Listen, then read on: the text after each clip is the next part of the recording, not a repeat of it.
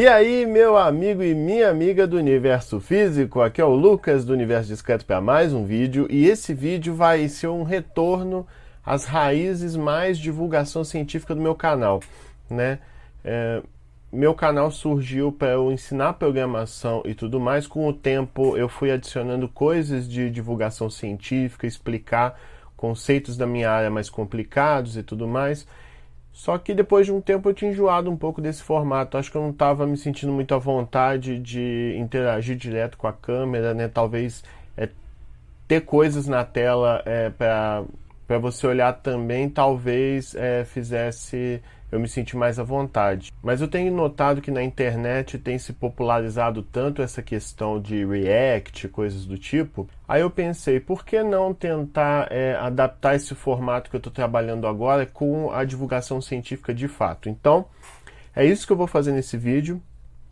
Se você não me conhecer, porque meu canal cresceu um pouco nessa coisa de código e tudo mais, e você, não sei, caiu de paraquedas aqui. Meu nome é Lucas, eu sou professor de computação, eu tenho graduação, mestrado e doutorado em computação, estudo um bocado de coisa dessa área, e eu queria nesse vídeo falar com vocês de um artigo, né, que foi até o Átila Yamarino, né, o famoso biólogo e pesquisador do Nerdologia, né, eu até fiz um texto aqui, como vocês estão vendo aí na tela, que eu vou publicar depois no meu blog. Na verdade é meio que uma tradução desse artigo que ele trouxe. Nesse vídeo eu queria falar um pouco desse artigo, né?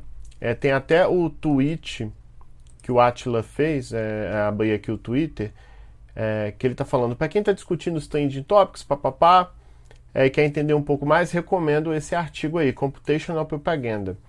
Aí eu fiquei interessado porque eu nunca tinha lido esse artigo, apesar de eu ter algumas noções sobre essa parte de propaganda computacional, bots e tudo mais. Aí eu pensei, por que não ler e trazer para o meu canal essa coisa de explicar esses artigos que talvez sejam um pouco nebulosos para quem não está habituado com essa área. Então, achei, pô, que legal, né, esse artigo que o Átila publicou. Vamos analisar, vamos discutir ele aqui, né? Basicamente eu vou meio que tentar resumir, fazer uma leitura aqui com vocês, explicar com as minhas palavras esse artigo. Se você quiser ler ele, eu vou colocar na descrição do vídeo tanto o artigo original quanto a tradução que eu fiz. Não está uma tradução perfeita, na verdade, quando eu estou estudando algumas coisas, às vezes eu gosto de escrever, mesmo que seja repetindo o que está no conteúdo original, que isso me ajuda a fixar, né, coisas da minha cabeça, vai entender, né? Bom, antes de tudo, esse artigo chama Computational Propaganda, If You Make It Trend, You Make It True.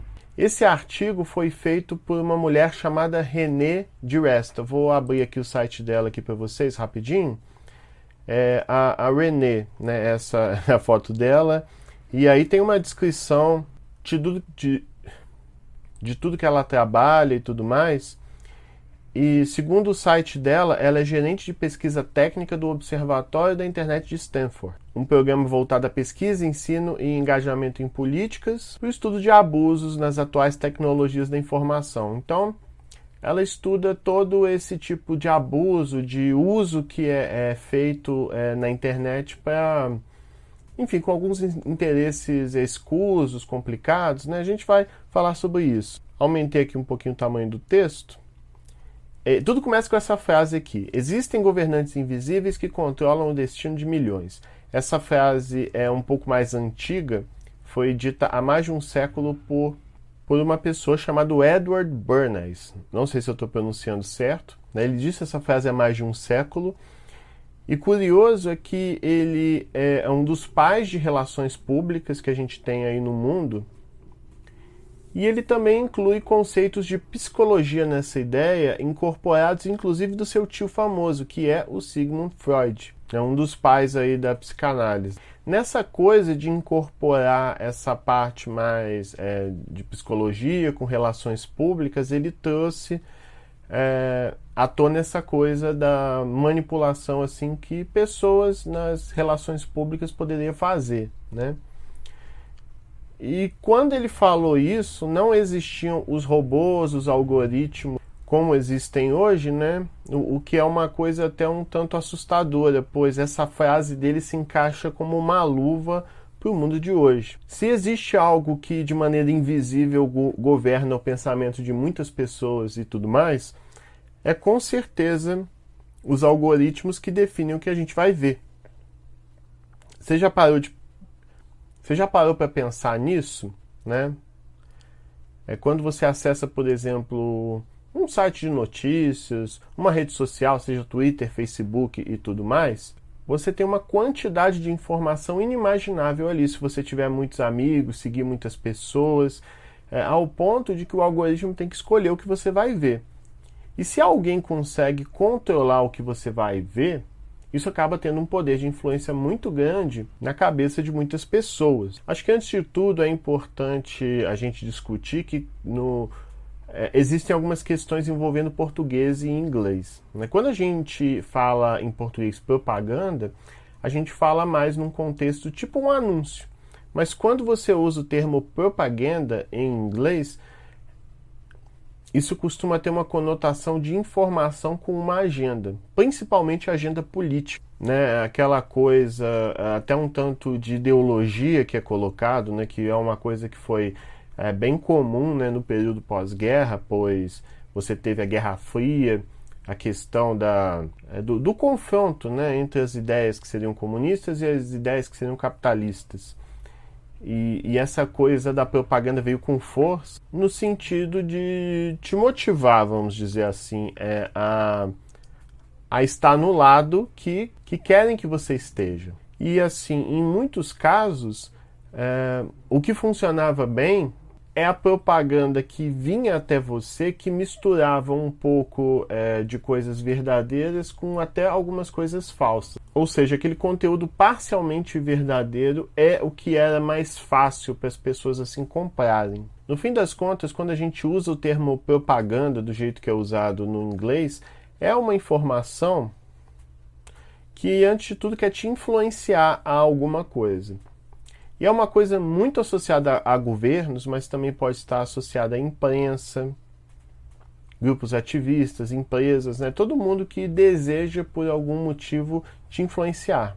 O artigo até descreve como essa questão da propaganda para fins políticos é uma coisa que você vê desde a época dos gregos, romanos, e até o termo propagar, né, que seria da propaganda, ela tem um cunho muito ligado na sua origem à Igreja Católica, pois a ideia é você propagar a fé católica em uma série de países, sobretudo os não católicos. Só que à medida que o mundo foi seguindo ao longo dos séculos, observou-se a importância da propaganda para objetivos políticos, para influenciar sociedades, para manter uma coesão social do jeito que você gostaria, né? Tem até o trecho aqui que eu estou destacando aí na tela para vocês, que é um trecho de fala aí do Edward Bernays, né? Não sei como fala, que ele destaca na visão dele que a propaganda é importante até para você ter uma democracia consolidada,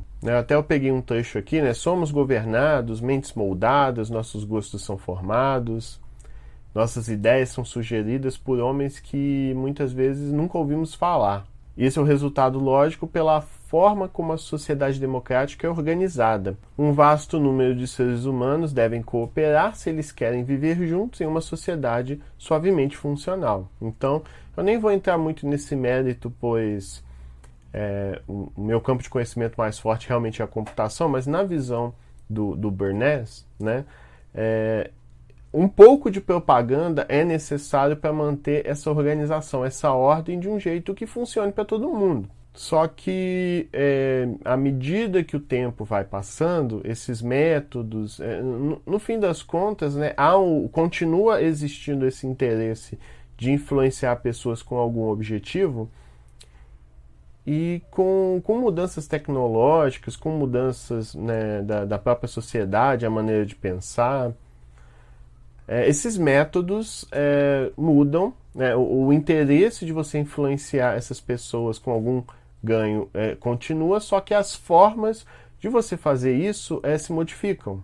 Até então, quem conseguia ditar essas informações que influenciam a população, e quando eu digo influenciar nesse momento, eu nem estou falando num mérito bom ou mal, mas assim, quem conseguia ditar o que as pessoas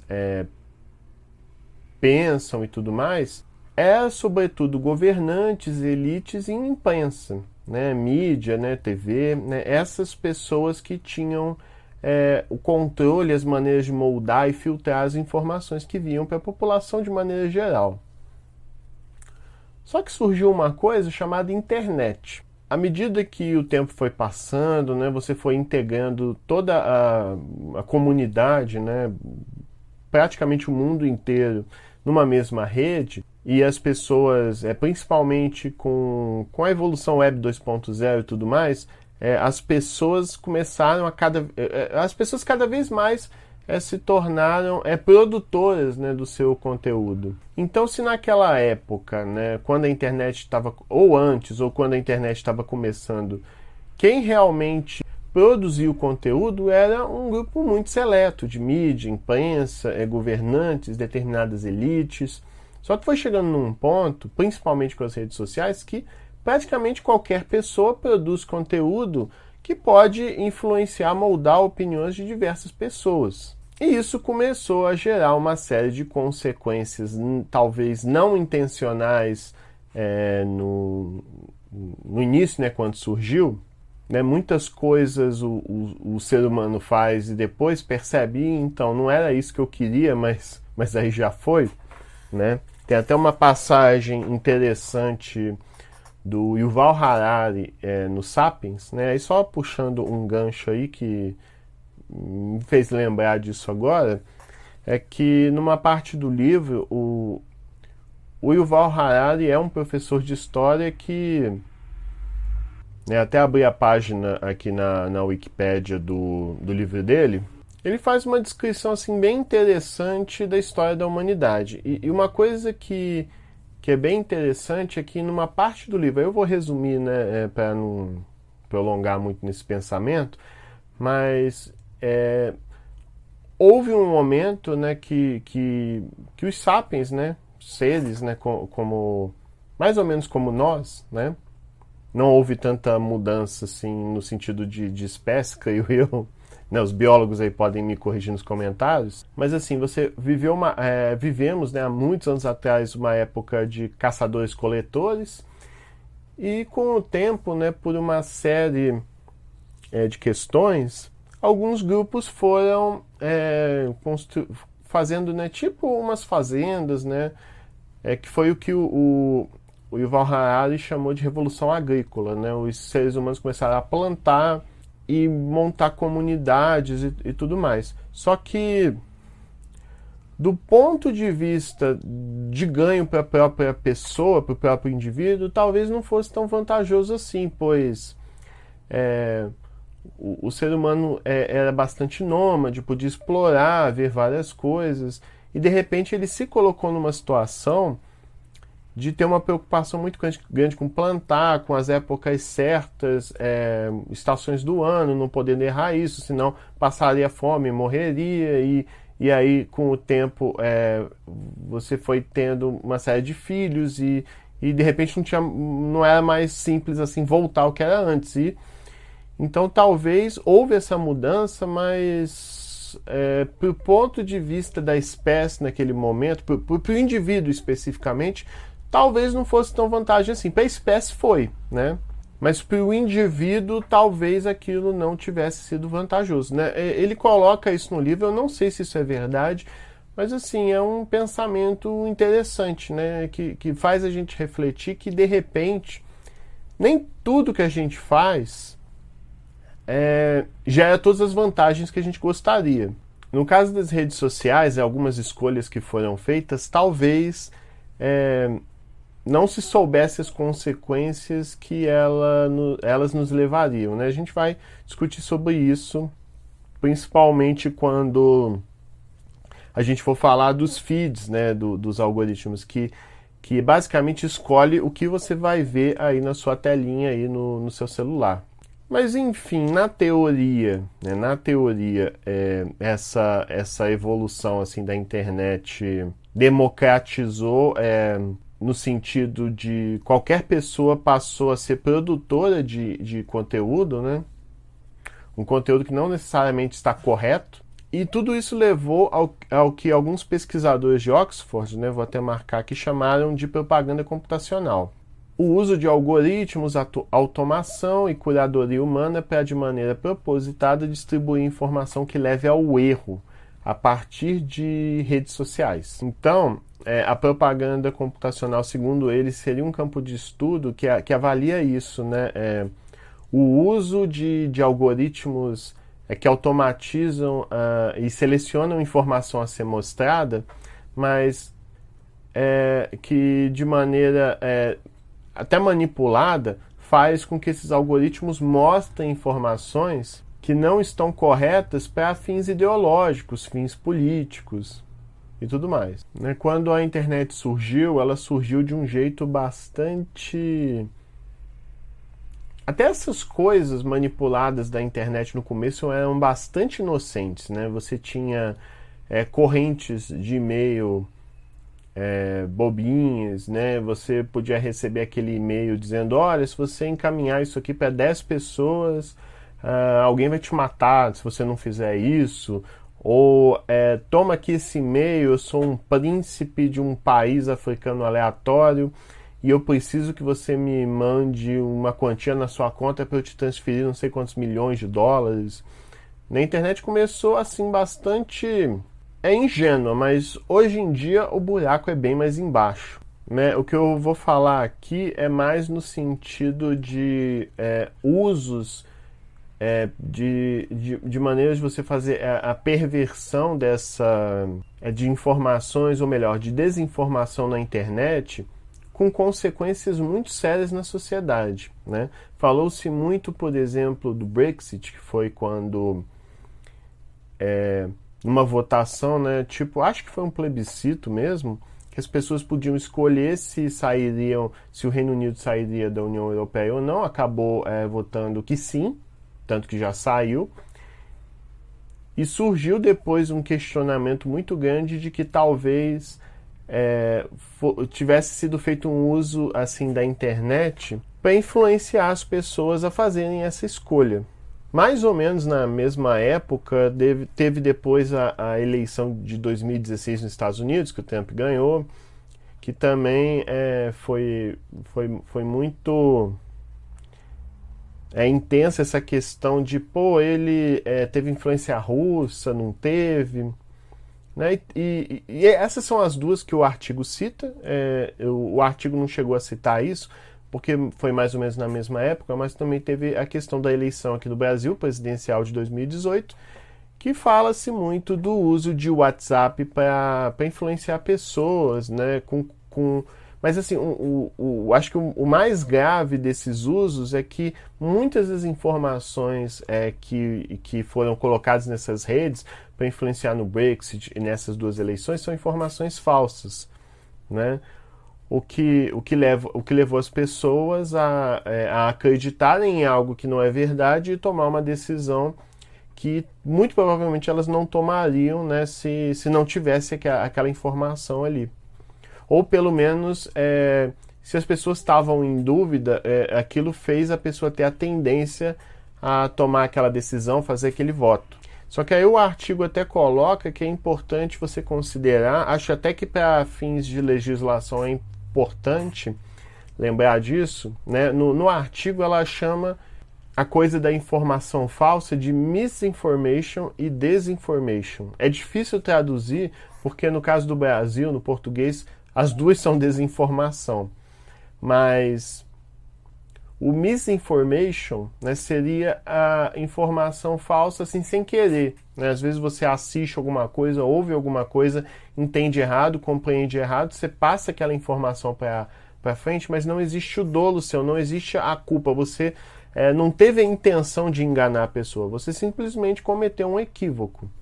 Só que tem a disinformation, que é quando você, de maneira intencional, propaga uma informação falsa com alguma narrativa ou intenção mais maligna, né, por trás. No caso nosso, essas duas coisas são desinformação, mas no inglês você consegue fazer essa separação entre misinformation e disinformation. Só que assim, a coisa é muito mais complexa, pois existe realmente, em muitos casos, uma indústria por trás dessa coisa de você propagar informação comprovadamente falsa, né? Até que no caso do Brasil costuma se chamar de gabinete do ódio, né? Que seria esse grupo ligado ao governo federal que constrói toda uma série de narrativas falsas e propaga rapidamente com contas automatizadas. Eu já até fiz vídeo sobre isso em alguns momentos, né?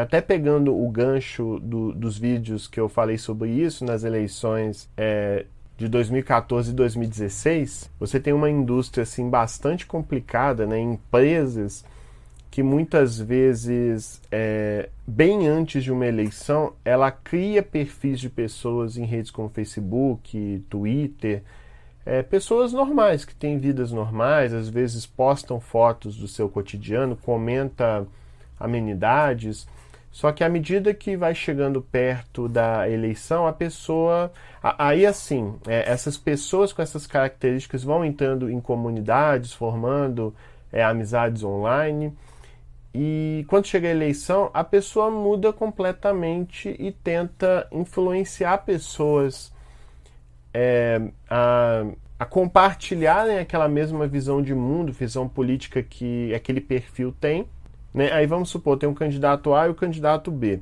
Aí esse perfil quer que você vote no B. Então quem tem uma leve tendência mais ideológica a vir na direção do B, ela vai tentar convencer essa pessoa, não, vota no B, tal, não sei o quê.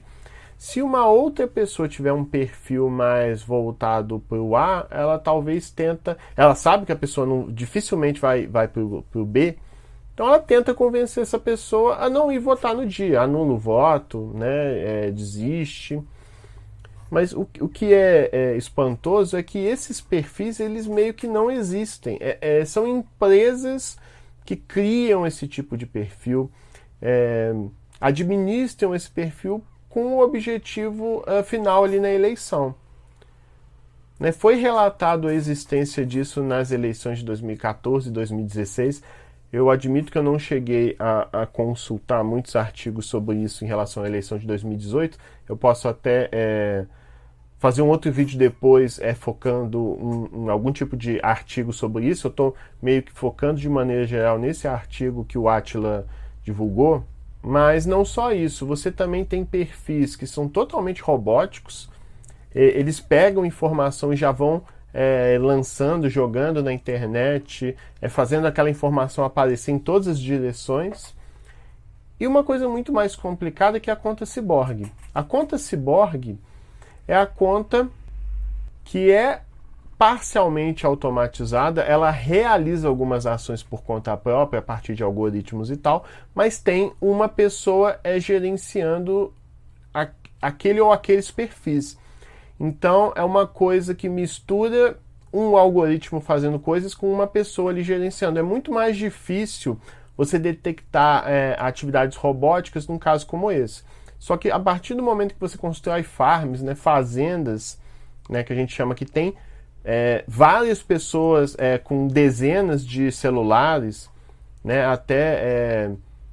teve até aquela reportagem que a Folha fez, né, pela jornalista Patrícia Campos Melo. Eu até achei uma imagem aqui de um tweet dela, que você vê assim na foto uma série de celulares assim conectados e claramente, né, demonstrando que parece ser ações realizadas numa série de smartphones ao mesmo tempo para esse tipo de fim. Então você tem uma indústria realmente complicada, assim, que está ao longo de muitos anos trabalhando, né, para determinados grupos de político, ou mesmo o grupo político específico está construindo a sua própria indústria. Muitas vezes essa indústria faz uso de outras empresas, outras farms no exterior, caso de Índia, Rússia. Tanto que a gente teve situações que hashtags claramente do Brasil estavam virando trending, né, virando tendência mundial em países que não se fala português. Ao ponto das pessoas sacarem, pô, isso aí claramente não é orgânico, né? Mas o curioso é que as pessoas que estão por trás desse tipo de ação, elas não estão nem aí para isso, não é isso elas não se importam que muitas das pessoas vejam que aquilo ali não é orgânico. Mas enfim, tudo isso que eu falei para vocês é o que eles chamam aí de propaganda computacional. Está até listado aqui, são ferramentas e táticas usadas para campanhas de desinformação modernas empregadas online, contas de mídias sociais automatizadas, né? Isso até é um ponto que eu queria discutir nesse vídeo, que eu já programei um pouco algoritmos que, por exemplo, usam o Twitter, automatizam coisas e tudo mais. Hoje em dia você tem uma acessibilidade para usar essas coisas que é bem impressionante. Qualquer pessoa comum pode solicitar ao Twitter uma chave, né, a gente chama isso de chave de API, para você programar software usando o Twitter e para, por exemplo, tweetar automaticamente, seguir contas automaticamente, enfim, fazer uma série de coisas automatizadas facilmente. Não é tão difícil. Você tem tutoriais, vídeos na internet mostrando isso, e naturalmente com o tempo, é claro que se você abusa disso, o Twitter sabe, o Twitter percebe. Mas o ponto é que se você faz alguma coisa, tipo assim, tweet exageradamente e tal, e o Twitter bloqueia o seu acesso, tira essa chave, não tem problema, pois é só você criar outra conta e pedir outra chave. Então é muito fácil você ir aprendendo quais são os limites do que você pode ou não pode fazer com ferramentas automatizadas no Twitter, e tudo bem. Mas não só isso, também dá para você automatizar coisas envolvendo Twitter sem ter essa chave, que é uma ferramenta, né, uma biblioteca de programação que a gente chama de Selenium. O Selenium, ele automatiza coisas como teclas que você aperta no teclado, mouse. Então, nada impede que você escreva um programa de computador também que vai automatizando coisas a partir de um perfil do Twitter aberto no seu navegador.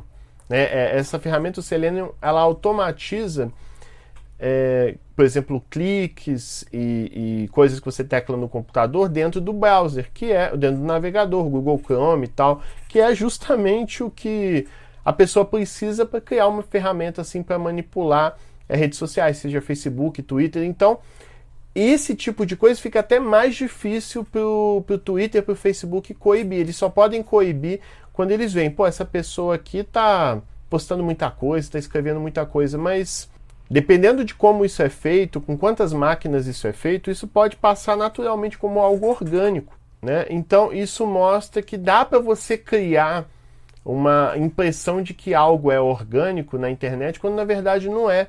E assim, não tem problema, pois isso causa, não tem problema, entre aspas, que eu digo, no sentido de, por mais que as pessoas saibam que esse tipo de manipulação é feita, só o caos que ela gera na rede social já é suficiente para causar muitos e muitos problemas, né? Aí o texto ele vai relatando como campanhas de desinformação fazem parte da história recente do mundo há um bocado de tempo, né? Você tem, por exemplo, na Guerra Fria, né, KGB, fazendo uso, aí tem que tem que ter uma certa atenção.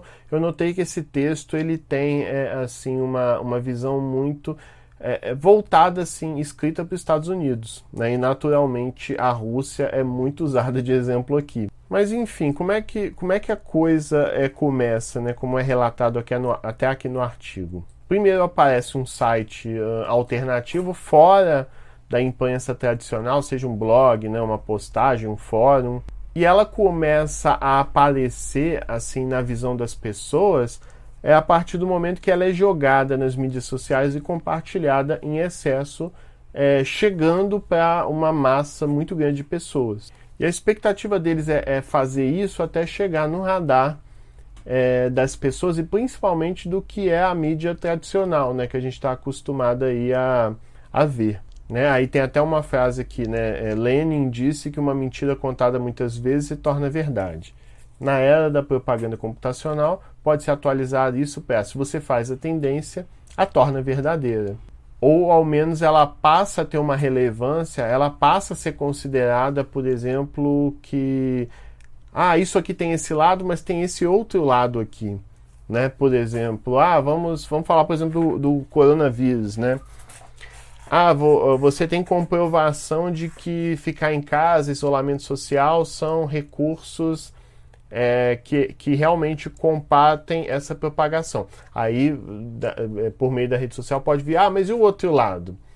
Né? Será que, assim, duvidando dessa informação que é comprovadamente científica? Então, é só um exemplo para mostrar que, de repente, tudo, até coisas que não tinham dois lados, de repente passam a ter. Né? Basta virar tendência que aquilo entra no tabuleiro de possibilidades. Né? Mas aí voltando, né, no texto, o texto menciona que os criadores da internet valorizavam essa questão da participação aberta e o livre fluxo de informação. Só que ao mesmo tempo isso foi gerando um problema, pois antigamente, né, a gente certificava, por exemplo, imprensa, a gente colocava,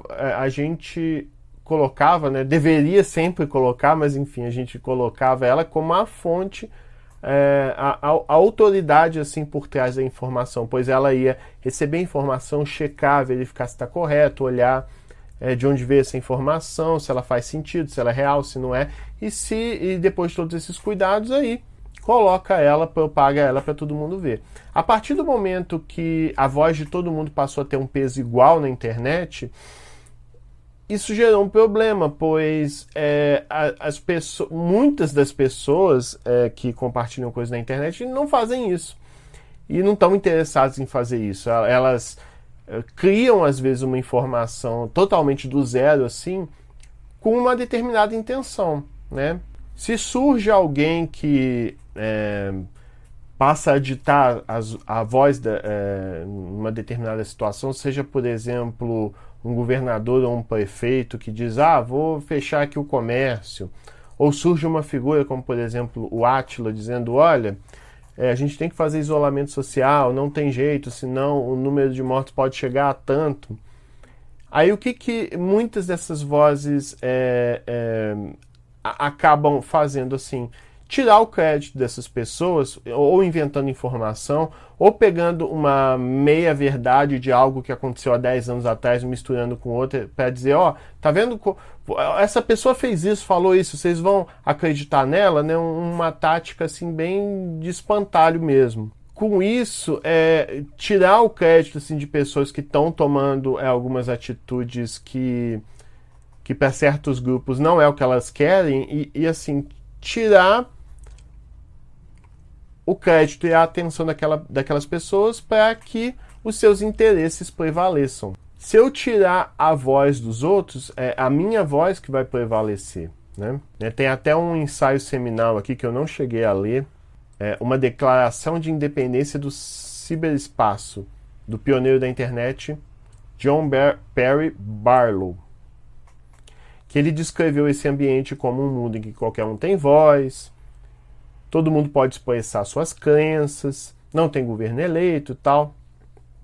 Eliminou os guardiões dos velhos editoriais e deu voz a todos. E essa mudança estrutural assim, foi tão grande que essas pessoas, né, no ciberespaço passaram a ter uma voz tão grande que passaram a ser conhecidas como um quinto estado. Né? Eu nem vou entrar muito nesse mérito dessa coisa de quinto estado, porque não é assim uma terminologia que eu conheço. Mas tudo bem. Né?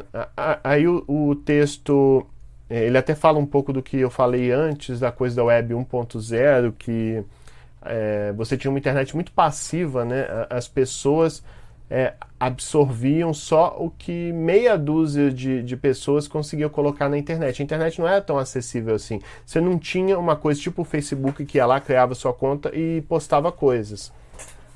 Para você colocar informação na internet era mais difícil, pois você precisa procurar um serviço de hospedagem, que é o lugar que vai armazenar seu site. Aí você cria seu site e só aí a pessoa vai ver o que você está colocando lá. Então, nessa época, bem nos primórdios da internet, era bastante difícil você atingir muita gente, ou colocar informação, ou mesmo encontrar informação. Só que aí as coisas mudaram muito com redes sociais, tornou-se fácil você criar uma conta no Facebook, o Google surgiu centralizando as buscas no mundo inteiro, né? Então, pensa só, você tem uma rede social, no caso do Facebook, que bilhões de pessoas estão lá trocando informação e tudo controlado pela mesma empresa.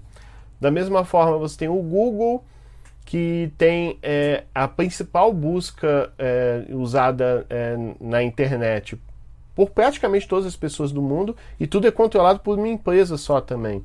Então perceba como poucas empresas passam a ter um poder muito grande, pois se o Google decidir que você vende papel higiênico, aí quando você escreve papel higiênico, você aparece no topo da busca, de repente o seu poder assim como empresa cresce muito, pois as pessoas vão ver a sua empresa de papel higiênico e vão comprar o papel higiênico de você.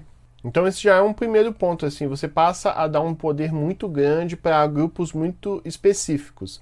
Aí vem o outro ponto, que é monetizar isso. Porque pensa só, as pessoas usam a busca do Google a princípio de graça, você cria sua conta no Facebook, né, você não gasta nenhum dinheiro, né, você não paga para usar o Facebook todo mês. Porque é até uma coisa que, do ponto de vista de negócio para eles, faz bastante sentido, pois se algo é grátis, né, na teoria, você está tornando acessível para qualquer pessoa que tem uma internet e um computador.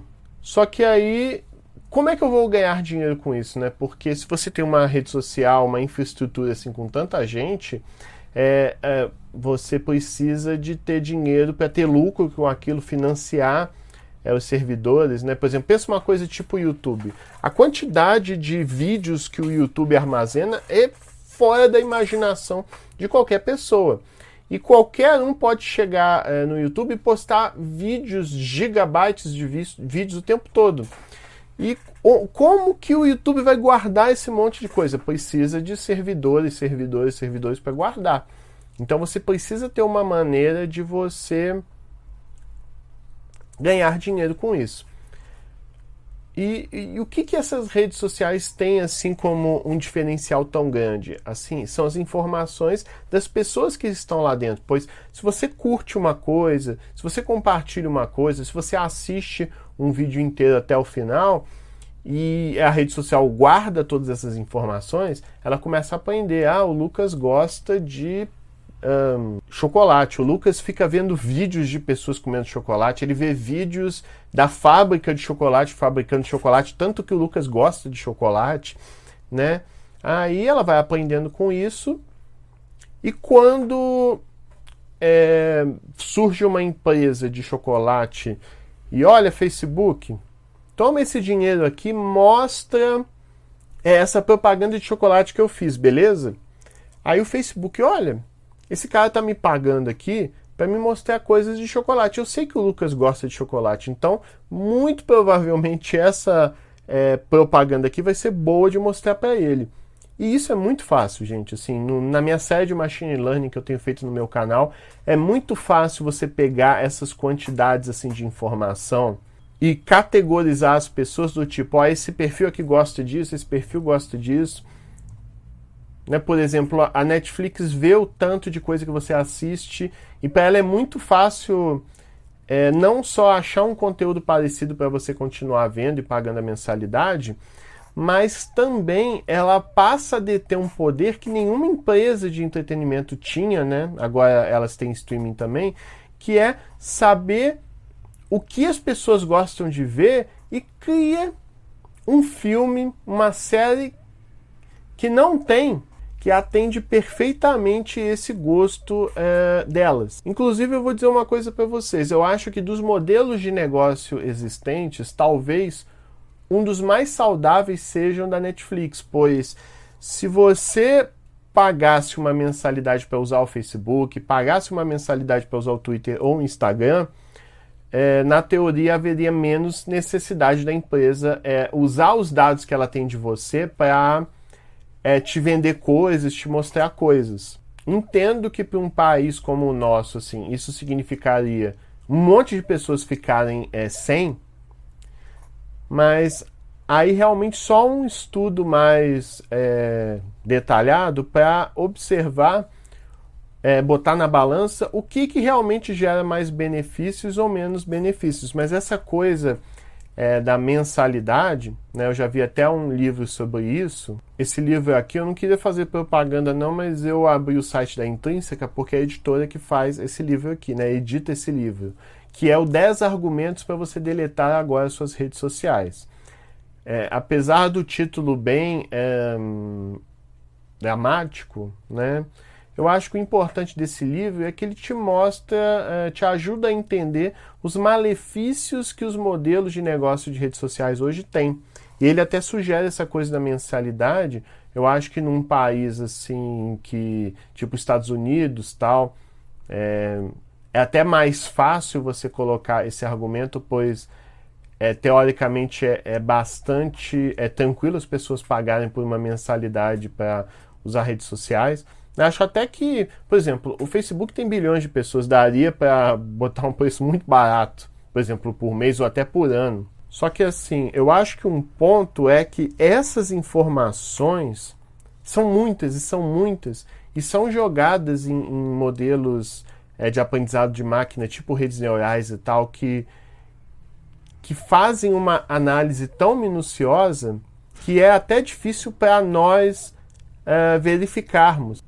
Compreendermos totalmente o que ela está processando, né? A gente até chama esses modelos de caixa preta, pois é incapaz, é imensurável, né, uma pessoa ser capaz de interpretar e compreender por que essa rede neural, por exemplo, está tomando essas decisões. Então é tanta informação, tanto processamento de dados que até é difícil para quem desenvolve esses modelos de aprendizado de máquina saber o quão preciso aquilo é, mas é tanta informação que é impressionante, assim. Esses algoritmos conseguem saber muita coisa sobre a gente que até mesmo a gente não se dá conta, a gente não percebe. Tem até aquele famoso exemplo de mineração de dados, é até um exemplo bastante clichê, de que pessoas que compram fralda também compram cerveja, né? É um padrão que, é muito difícil de você ver, mas à medida que foram juntando os dados de supermercado, foi observando que essa é um tipo de tendência que ocorre muito. Eu acho que exemplos famosos, assim, é uma coisa até que é contada meio que como uma anedota, não sei se tem provas sobre isso, mas acho que o exemplo é muito bom para ilustrar. Uma mulher que compra determinadas coisas de uma loja, tipo um supermercado, uma Amazon da vida, né?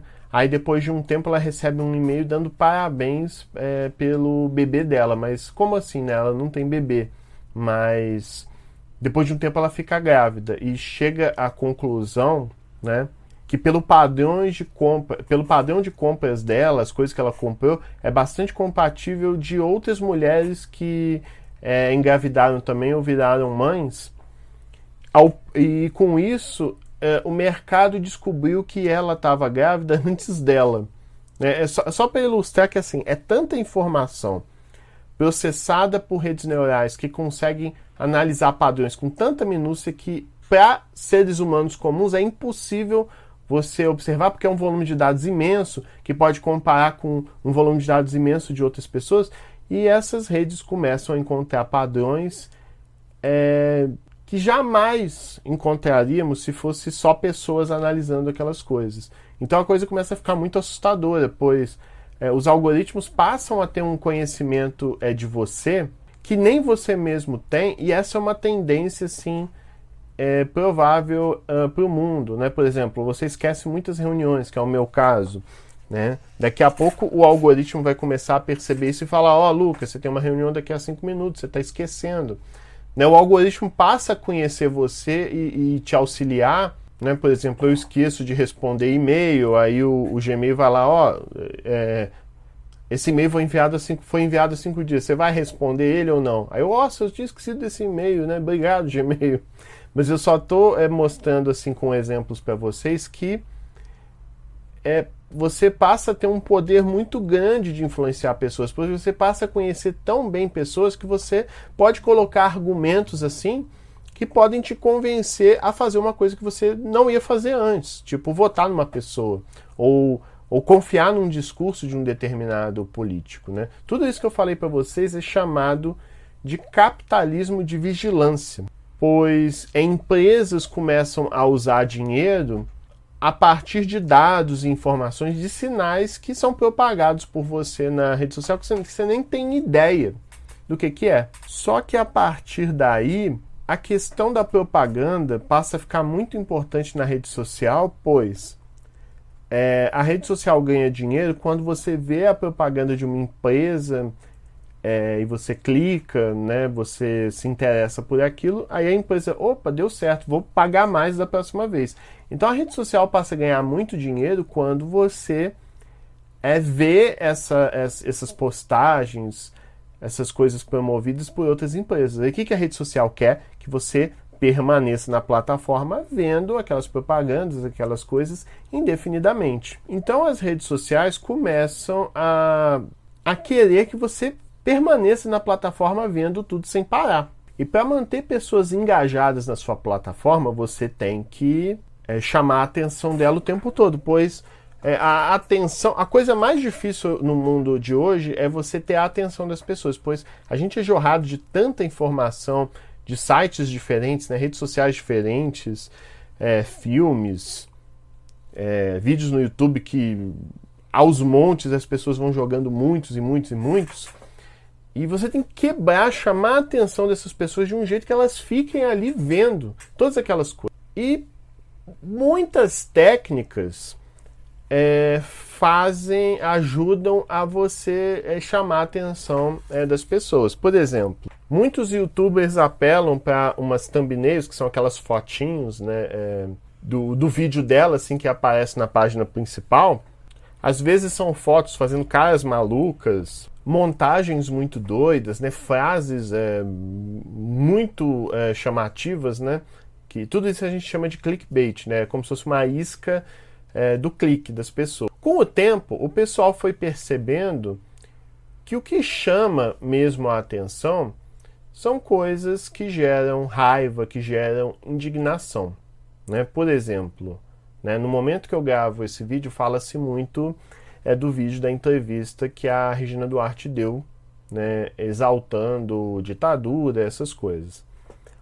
O ponto é que todo mundo falou disso, né? E isso é o tipo de coisa que chama muito a atenção. Quando alguém fala alguma coisa muito absurda e gera raiva, indignação, tristeza, é esse o tipo de sentimento que chama a atenção nas redes. Então, a rede social, os sites querem chamar sua atenção, querem que você fique lá vendo anúncios, coisas do tipo.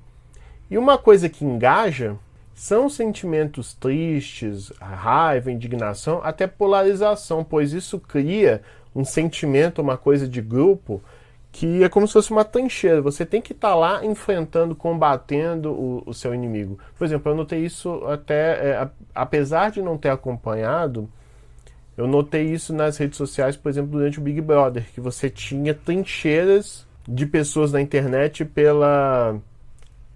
pelo participante A, participante B. E assim, essa é uma forma esperta de você engajar as pessoas a se manterem ativas em prol de algo, de uma causa, né? Você polariza, você gera indignação, raiva, coloca cada um no seu time e as pessoas ficam se enfrentando ali e não saem da rede social, não saem da TV, né? Onde você está divulgando as suas coisas. Você vai lá e mostra propaganda ali e todo mundo vê. E assim, essas análises, pessoal, que chegam a essas conclusões, elas são muito refinadas. Por exemplo, o artigo aqui até fala que muitos testes assim de interface, de tela e tudo mais, eles testam isso com grupos de usuários e olham tudo, onde a pessoa clica, quanto tempo que a pessoa fica até clicar em uma coisa.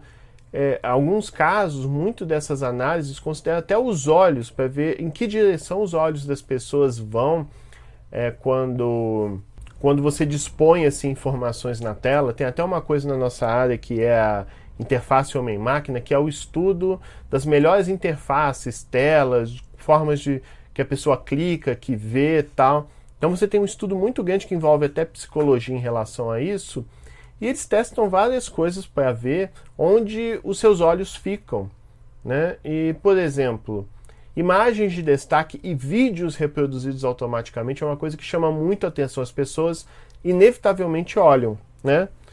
Tanto que você não cansa de ver em muitos lugares, os vídeos começam a tocar sozinhos, sem você querer. E tudo isso é usado para montar um perfil de você, com os dados que você gera, para assim produzir esses anúncios ou até mesmo essas informações que você vai querer ver.